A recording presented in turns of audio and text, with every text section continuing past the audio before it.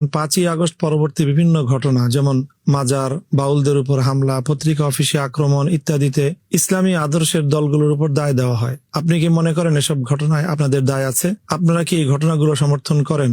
না, কোনোভাবেই আমরা এভাবে আইন নিজের হাতে তুলে নিয়ে বিশৃঙ্খলা সৃষ্টি করা অথবা এই জাতীয় বিষয়গুলোকে নিয়ে কোনো বাদানুবাদ এবং সরাসরি কোনো সংঘাতে জড়িয়ে যাওয়াকে আমরা সমর্থন করি না। আমরা মনে করি দেশে প্রচলিত বিদ্যমান যে সমাজ ব্যবস্থা, যে বিচার ব্যবস্থা, যে রাষ্ট্র কাঠামো, সেখানে থেকে আমাদের শান্তিপ্রিয় প্রতিবাদের সুযোগ আছে, নিজের মতামত তুলে ধরার সুযোগ আছে, এবং যেটাকে আমি আমার মতামতের বিপরীত মনে করি, বিশেষ করে ইসলামিক দৃষ্টিকোণ থেকে যেগুলোকে আমরা সঠিক মনে করি না, সেখানে আমাদের দাওয়ার কার্যক্রম পরিচালনার সুযোগ আছে, বোঝানোর সুযোগ আছে, প্রতিবাদ করার সুযোগ আছে, এবং সেখানে আইনগত পদক্ষেপ নেওয়ার সুযোগ আছে। বাংলাদেশে কেউ ধর্মকে অবমাননা করলে তার বিরুদ্ধে প্রচলিত আইনেও শাস্তিমূলক ব্যবস্থা গ্রহণের সুযোগ রয়েছে, তার বিরুদ্ধে মামলা করার সুযোগ আছে। বাউল এবং মাজারকে কেন্দ্র করে অনেক ঘটনাই এমন রয়েছে যেগুলো বাংলাদেশের প্রচলিত আইনের সরাসরি পরিপন্থী। সেই আইনের সহায়তা নিয়েই আমরা এই বিষয়গুলোকে সুন্দরভাবে সমাধান করতে পারি বলে আমরা মনে করি। কাজে যারা আমাদেরকে এই জন্য দায় দেয়, আসলে আমাদেরকেই তারা চেনে না। তারা